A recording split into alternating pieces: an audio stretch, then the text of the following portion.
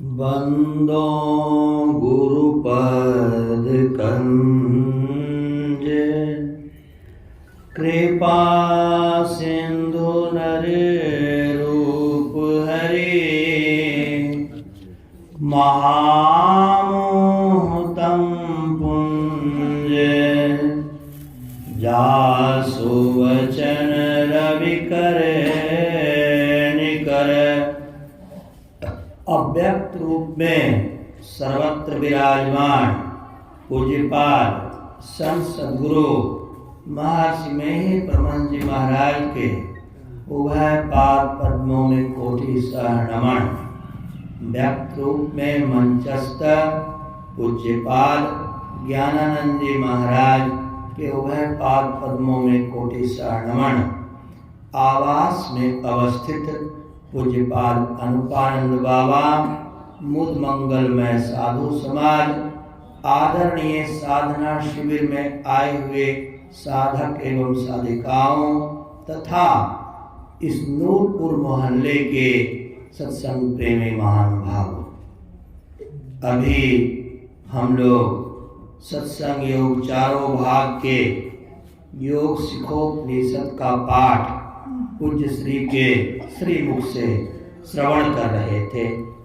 पाठ बड़ा ही रोचक था और हम कोशिश करेंगे जो श्रवण करने के उपरांत मेरे मन में जो बात समझ में आए वो आपके बीच में हम रखेंगे। योगहीन ज्ञान मोक्षप्रद भला कैसे हो सकता है? योगहीन ज्ञान मोक्षप्रद कैसे होगा? कुछ लोग योग मार्गी हैं, कुछ लोग ज्ञान मार्गी हैं। जैसे कि जो धर्मशास्त्र जो पढ़ाते हैं विश्वविद्यालय में वो लोग ज्ञान मार्गी हैं। तो ज्ञान मार्ग से वह आत्मा परमात्मा विश्व इत्यादि तत्व को जानते हैं और जनाते भी हैं। वो ज्ञान मार्गी मात्र हैं। उनका काम है शास्त्रों का अध्ययन करना, तदुपरांत लोगों को सिखाना। उन्होंने ज्ञान तो किया परंतु ज्ञान में जो कहा गया वह व्यवहार में नहीं किए, उसके विषय वस्तु से अलग विषय है। तो क्या होगा? उनको मोक्ष नहीं मिलेगा। वो आत्मा परमात्मा सबको बता देंगे किताब पढ़कर, परंतु चूंकि जो बताए तो किताब पढ़ के बताए, वो आत्मा परमात्मा का खोज नहीं की अंदर में। इसलिए कहा गया जो योगहीन ज्ञान है वह आत्मा परमात्मा ईश्वर का ही ज्ञान क्यों न हो, परंतु योग करके उस ज्ञान को प्राप्त जो नहीं करते हैं वह मोक्ष को प्राप्त नहीं कर सकेंगे। अब योग करने में क्या? योग तो अंतिम विद्या है। इस योग विद्या के आधार पर स्नेह योग भी करने की विधि है।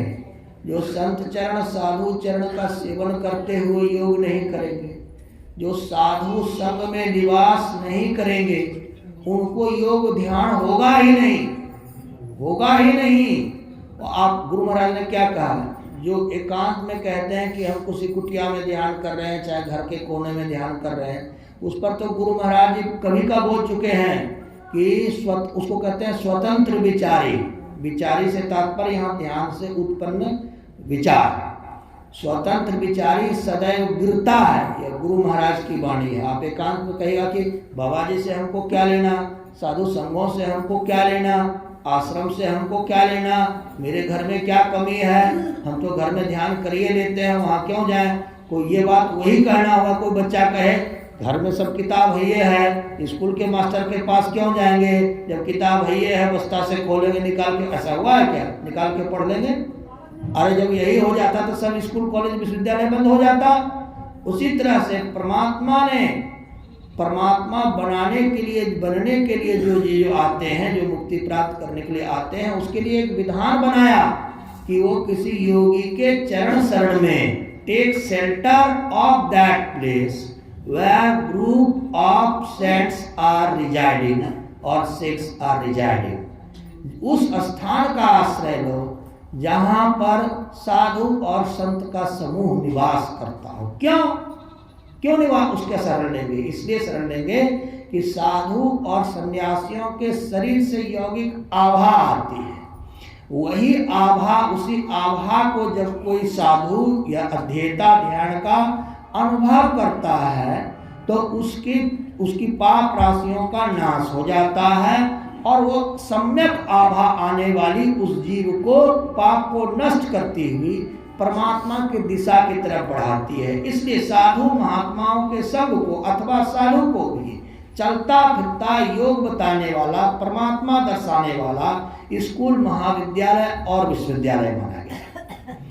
आगे कहा गया कि उसी तरह ज्ञान रहित योग भी मोक्ष कार्य में सक्षम नहीं हो सकता।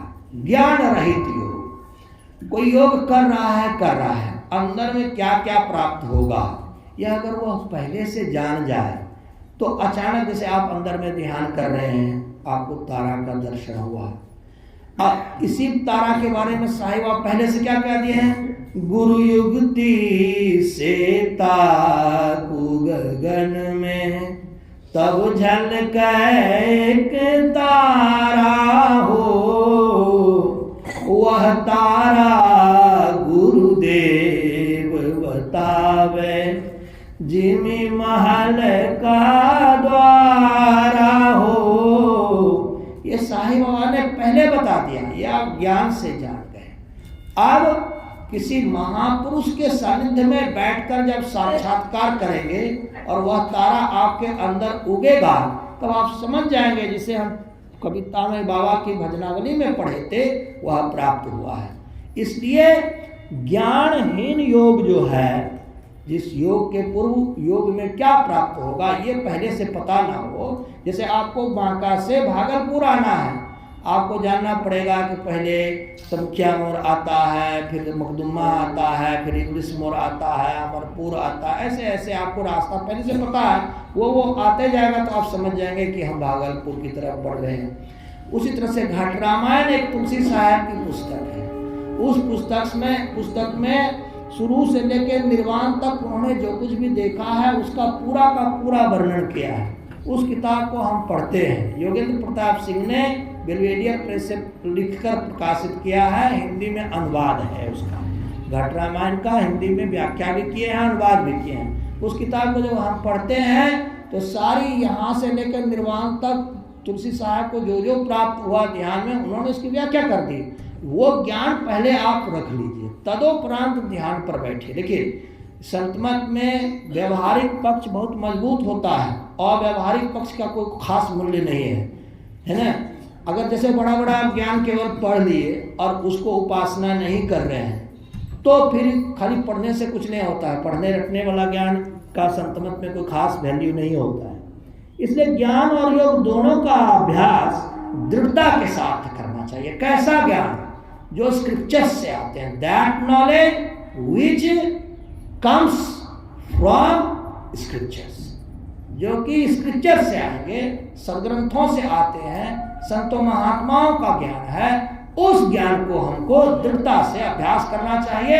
और ये तो ज्ञान का हुआ, अध्यान का वैसे महापुरुष जिन्होंने जीवन भर केवल ध्यान की उपासना की है, ध्यान के लिए पूरा जीवन दिया, जैसे ज्ञानानंद बाबा ने, और जितने स्कूपा घाट में और सब बड़े बड़े महात्मा जैसे केदार बाबा हैं, भगीरथ बाबा हैं, इस तरह से महात्मा जिन्होंने पूरा जीवन भर केवल ध्यान ही किया। इन महापुरुषों के संग में आने से आपको अंदर के ध्यान में दृढ़ता होगी। मैं इस आश्रम में क्यों आता हूँ? क्योंकि यहाँ मुझे इतने ध्यान की कमाई होती है, इतनी कमाई होती है, कहीं नहीं होती है एक कुप्पा घाट छोड़ करके, इसलिए मैं यहाँ आता हूँ। तो यहाँ ये कुछ ज्ञानानंद बाबा की तपास्थली है। ज्ञानानंद बाबा एक झोपड़ी से शुरू करके उन्होंने शरीर को तपाया और तपाते तपाते आज ये विस्तार आपको दिख रहा है और इतने भक्त योग साधना करते हुए यहाँ दिख रहे हैं। देह त्याग के समय चित्त में जो जो भावनाएं जीव करता है वही वह होता है, यही जन्म का कारण है। जो शरीर त्याग करते समय हम जो जो सोचेंगे, जो हमारी भावना होगी, वही अगले जन्म में हम होंगे। कैसे? अगर देह त्याग करते समय जीवन भर हम गुरु महाराज का मानस ध्यान कर रहे थे, दृष्टि योग कर रहे थे और सूरज सब योग कर रहे थे, तो जिंदगी भर का अगर नियम रहेगा तो मौत के समय भी वो नियम बनता चला आ जाएगा। अगर जिंदगी भर के नियम कुछ और रहेंगे, हम चाहेंगे मौत के समय में भक्ति करने, नहीं हो सकेगा। इसलिए ये प्रयास करना चाहिए। यह जो मंत्र है यह हम लोग को बताता है कि जीवन भर हमको ऐसा प्रयास करना चाहिए कि अंत समय में हम परम प्रभु परमेश्वर का ध्यान करते करते शरीर छोड़े। हमारी नानी, खुद की अपनी नानी थी, मेरी माँ बताती थी, हमको याद नहीं है, कि तुम्हारी नानी बचपन में शरीर छोड़ते समय पद्मासन में बैठ करके ध्यान करते करते शरीर छोड़ी है।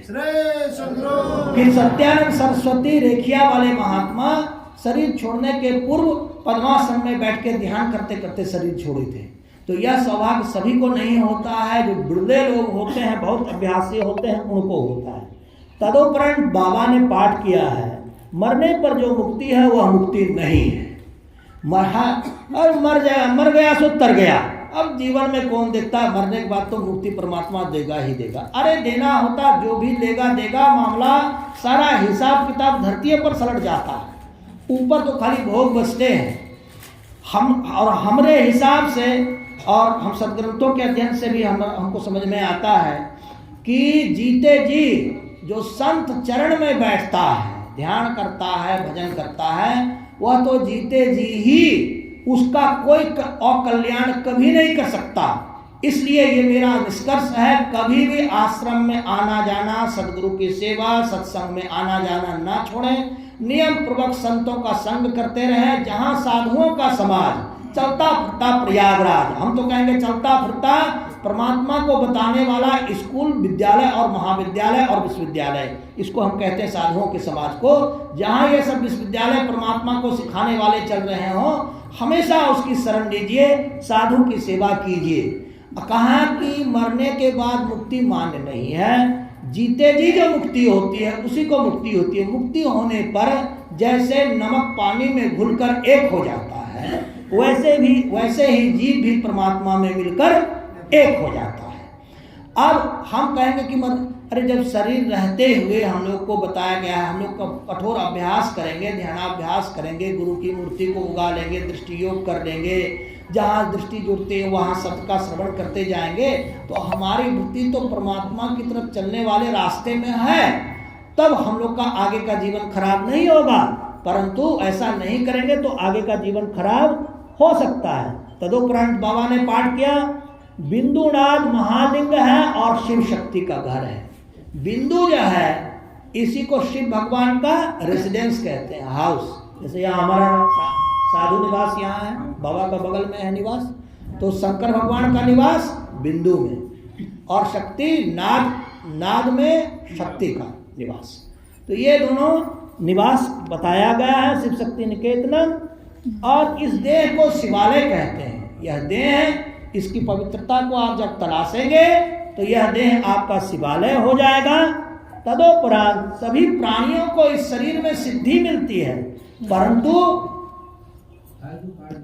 परंतु अज्ञानी मानव इस शरीर में इस सिद्धि को ना प्राप्त करके इस पेट को कब्र खाना बना देते हैं, इसमें मुर्गा दफना देते हैं, अंडा डाल देते हैं, बकरी खाते हैं, चिकन खाते हैं।